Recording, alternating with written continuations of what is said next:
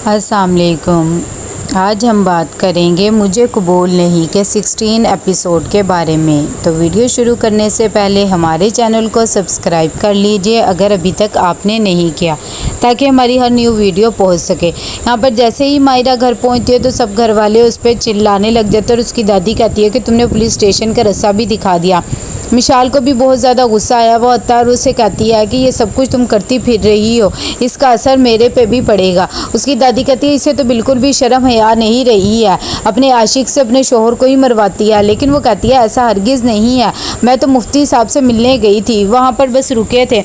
पहले सलमान ने शुरुआत की थी, उसने मुझे धक्का दिया था, तभी आतिर को गुस्सा आ गया तो उसने उसे मार दिया। उसकी दादी कहती है कि बिल्कुल अच्छा किया, पर किसी की बीवी के साथ वो देखेगा तो वो ऐसे ही करेगा ना। यहाँ पर नुदरत भी बहुत ज़्यादा परेशान होती है, उसे कुछ समझ नहीं आ रहा होता।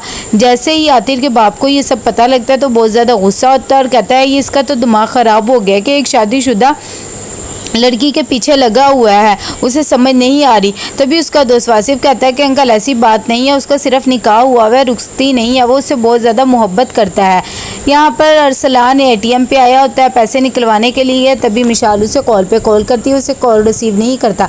जब बहुत ज़्यादा कॉल करती है तो रिसीव करता है तो वो कहती है कि आप मुझे बता दें आप किस हॉस्पिटल में हैं, मैं और अम्मी आपके आना चाह रहे थे ताकि हम पता ले लें। लेकिन वो बहुत ज़्यादा उससे रूडली बात करता है और कहता है कि दुआ करो बस मेरा भाई ठीक हो जाए, वरना तुम लोगों ने कोई कसर तो छोड़ी नहीं है। ये कह के वो कॉल बंद कर देता है और जाके काउंटर पे पैसे जमा करवाता है। तभी वो कहती है कि आपने बहुत कम पैसे जमा किए हैं, तकरीबन 50,000 होना चाहिए। अरसलान कहता है अभी फ़िलहाल आप इतने ही जमा कर लें, मैं बाकी पैसों का भी अरेंजमेंट कर दूँगा। यहाँ पर सलमान के बाप डॉक्टर से कह रहा होता है कि मुझे मेरे बेटे से मिलवा दे, मुझे बहुत ज़्यादा फ़िक्र होती है। तभी वो जाता है और उसे देखता है तो वो बिल्कुल ठीक होता है और कोई बेहोश नहीं हुआ था। और वो उसे कहता है कि ये सब कुछ मैंने नाटक किया है। जब ये बात उसके बाप को पता लगती है तो वो हैरान हो जाता है और कहता है कि हद होगी, तूने तो मेरी सांसें ही रोक ली थी, तू तो मेरे से भी 2 कदम आगे ही निकल रहा है।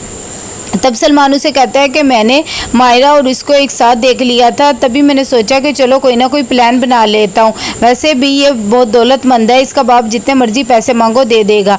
वो उनका पीछा करता है तो वो कहता है कि मैंने उसे जानबूझकर तैश डलवाया था और तुम्हारी बहू को भी धक्का दिया था ताकि ये सब कुछ हो सके।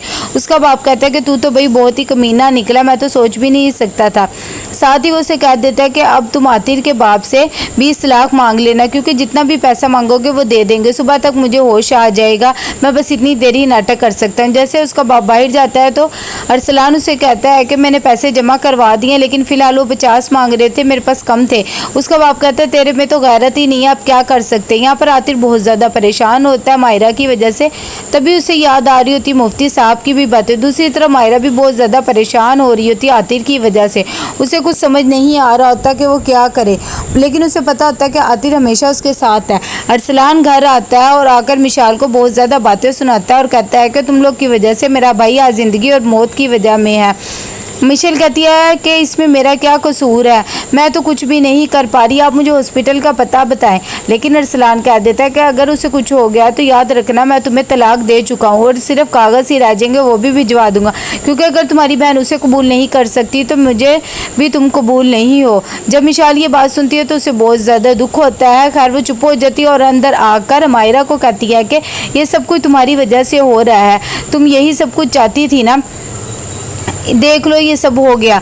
तभी मायरा कहती है कि क्या बातें कर रही हो, मैंने तो कुछ भी नहीं किया और मेरे पे आके क्यों चिल्ला रही हो। अभी वो बहस कर ही रही होती है कि इतनी देर में नुदरत भी आ जाती है और कहती है कि ये सब कुछ क्या चल रहा है, क्यों बहन पे चिल्ला रही हो। तो वो बताती है कि अरसलान आया था और मुझे तलाक का कह गया है कि अगर सलमान को कुछ हो गया तो तुम्हें भी तलाक दे दूंगा, इसकी वजह से मेरा घर भी ख़राब हो रहा है। जब मायरा को ये बात पता लगती है तो वो बहुत ज़्यादा दुखी हो जाती है।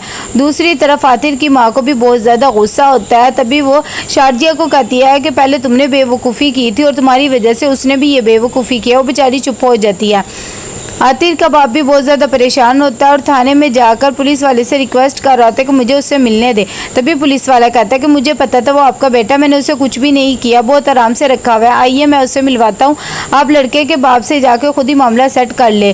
तभी आतिर उससे कहता है कि अब्बा मेरी इसमें कोई गलती नहीं। लेकिन उसके फादर बहुत ज़्यादा गुस्से में होते हैं। वो शकील के पास आते हैं और उसे कहते हैं कि मामला रफा दफा करें। लेकिन शकील नाटक करने लग जाता है और कहता है कि मेरे बेटे की इतनी सीरियस कंडीशन, उसे 12 टाँके लगे हैं। वासिफ आतिफ भी कहता है अंकल चलें, आप कुछ ना कुछ करें, कोई तो हल निकलेगा ही ना। यहाँ पर आतिफ का बाप कहता है कि इसके इलाज का सारा खर्चा मैं कर लूँगा, बस आप अपनी FIR वापस ले लें। तभी उसका बाप कहता है कि ठीक है मुझे 20 लाख दे दो, लेकिन ये सिर्फ मैं अपने बेटे के इलाज के लिए ले रहा हूँ, जैसे उसे होश आ जाएगी उसके बाद हम देखेंगे FIR के बारे में। आकर वो सलमान को चेक दे खाता है तो सलमान देखकर बहुत ज़्यादा खुश हो जाता है और कहता है कि देखा मेरा प्लान काम कर गया।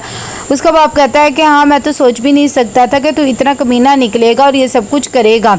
खैर उसके बाप ने ये चेक हमें दे दिया है तो वो कहता है कि ये मेरे अकाउंट में आपने पैसे डलवा देने हैं। सुबह आप मायरा को बुलवा लेना। इतनी देर में अरसलान भी आ जाता है और कहता है इसे अभी तक होश नहीं आया। साथ ही वो बताता है कि मैं फुप्पो के घर गया था। उसका बाप कहता है तू तो पागल हो गया है कि उनके घर गया, तेरे अंदर तो गैरत ही नहीं है। तभी वो कहता है कि मैं मिशाल को तलाक का कहने गया था कि अगर मायरा मेरे भाई के साथ खुश नहीं रहेगी तो मैं भी तुम्हारे साथ रिश्ता नहीं रखूँगा। यहाँ पर वासिफ आता है और आतिर को बताता है कि अभी अभी अंकल 20 लाख दे के आ रहे हैं, तुम तो पागल हो गए हो। तभी आतिर कहता है मुझे किसी की भी फिक्र नहीं है, बस मायरा की फिक्र है, उसकी जगह कोई और भी लड़की होती तो मैं यही सब करता। उसका बाप कहता है कि इसके साथ हमदर्दी करने की ज़रूरत नहीं है। यहाँ पर दूसरी तरफ समन जब घर जाती है तो वो कहती है कि शुक्र है मेरे बेटे को होश आ गई है। जैसे ये बात पता लगती है तो सब खुश हो जाते हैं। नुदरत कहती है कि वो बोल चाल तो सही रहा है ना, उसे कोई मसला तो नहीं है ना। तभी वो कह देती कि कोई नहीं, मैं तो चाहती हूँ ये रिश्ता ख़त्म हो जाए, लेकिन फिर दिल में सोचती हूँ कि अगर ऊपर जाऊँगी तो अपने भाई को क्या दिखाऊंगी। जैसे उसे होश में आया तो उसने मायरा से मिलने का कहा है। जब मायरा को ये बात पता लगती है तो वो हैरान हो जाती है। तो उसकी दादी कहती है कि हाँ तुम परेशान ना हो, मायरा उससे मिलने आएगी, बस शुक्र है वो ठीक हो गया। तभी मायरा भी चुप हो जाती है। तो कैसा लगा आपको ये एपिसोड? लाइक कमेंट शेयर करके लाजमी बताइएगा। अल्लाह हाफिज़।